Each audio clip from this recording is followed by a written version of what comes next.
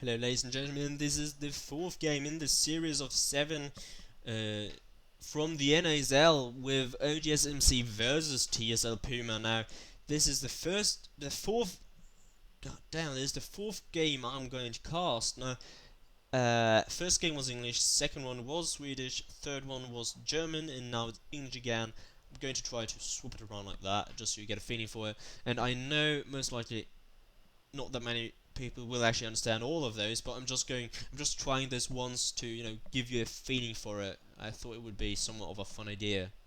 I don't know why, because I just realized most people most likely won't be able to watch all of the casts. Actually, it was a pretty weird idea. Now I'm going to see how that works out. Anyway, I'd like to say that the last one, I will try to mix up all of the languages.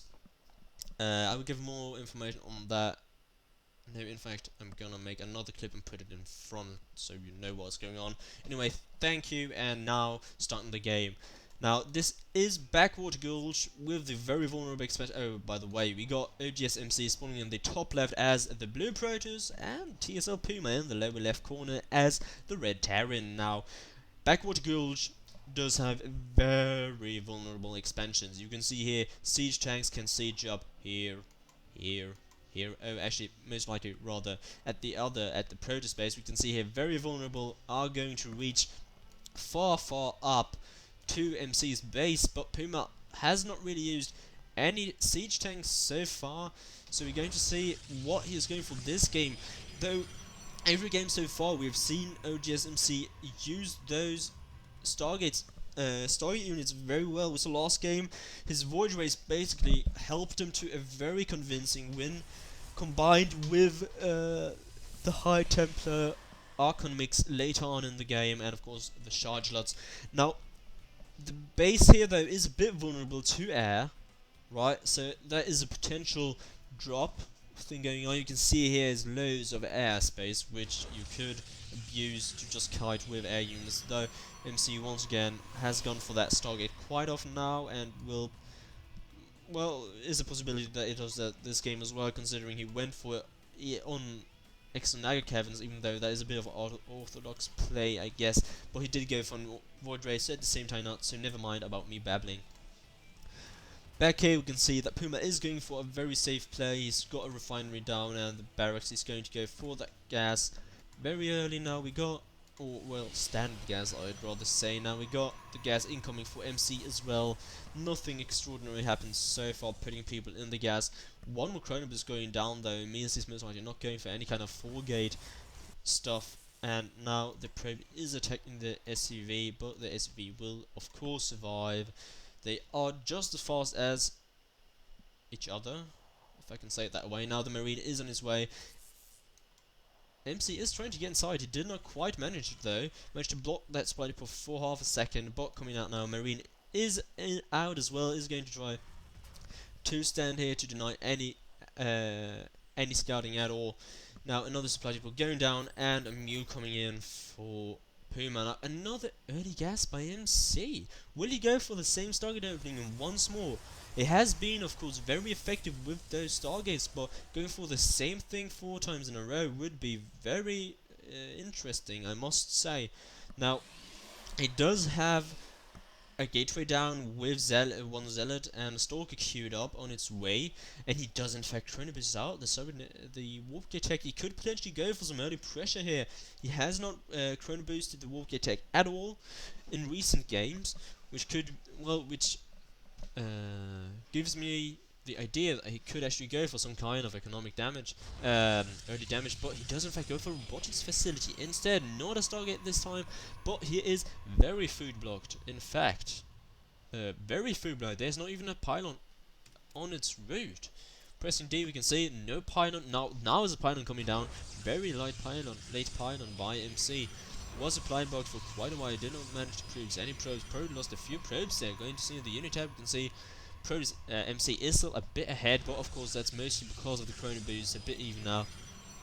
We saw the Stalker poking a bit at the front here, but 3 Marines are going to be able to successfully defend versus this. Now Zealot is at the front, and an SUV is over here, just scanning a bit, getting a bit of information. Now, a robotics facility with 3 gateways, that means, well, He won't have that much economy left, honestly, if he goes... Well, depends a bit what he goes for. Now, he did not get any scouting information whatsoever, which is most likely the reason why he did go for a robotics facility. He did not know anything at all, but we do know that Puma, in fact, did take his second gas very early and now has a store put down and is researching Cloak and is getting a Banshee. So very nice read by MC. He knew something was up when he didn't get in. He was a bit too late, didn't get in. Now he knows something is up, gets an observer. I know I said the same thing several times in a row, but never mind up with me. You know, 3 gateways with a robotics facility. The facility will most likely mainly be just so he can get some observers up. He does know Puma can't really put on any pressure though, so he does take another base.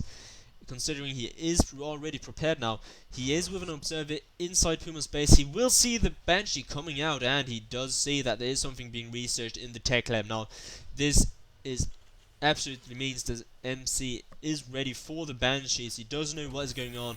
A bunker is going down in front of Puma's base, or at Puma's front ramp, and a reactor on the barracks. Now, he does only have one barracks, a factory, and a starport at the moment, but Cloak is finished. We can see here an SCV at the, well, somewhere in the east, something like 10, 1, 2, 2 o'clock. I'd call that like 2 o'clock or 2:30 o'clock. 2:30 anyway is an SCV standing there doing literally nothing. Now we got Banshee moving in here from behind the vulnerable point, basically in MC's base, but he is very prepared. You can see 3 stalkers with an observer here is going to take down enemies at all. No, he doesn't get any 0 kills so far, but is the Banshee going to die? This would be really huge. No, he does not die. No, the Banshee survives with a 1 hit left. He manages to get it away. Now, MC is incredibly prepared for this. You can see here, MC does in fact have his expansion ready, but has not done any probe transfer yet. Should most likely do that very soon. We can see a robotics bay going down. MC is going to go for a few Colossi to get bit of an... he does know that Puma does love that bio play. We can see 3 barracks in fact down now for Puma, and a few idle SUVs once again. I do absolutely not like this. He should really keep an eye on his SUVs.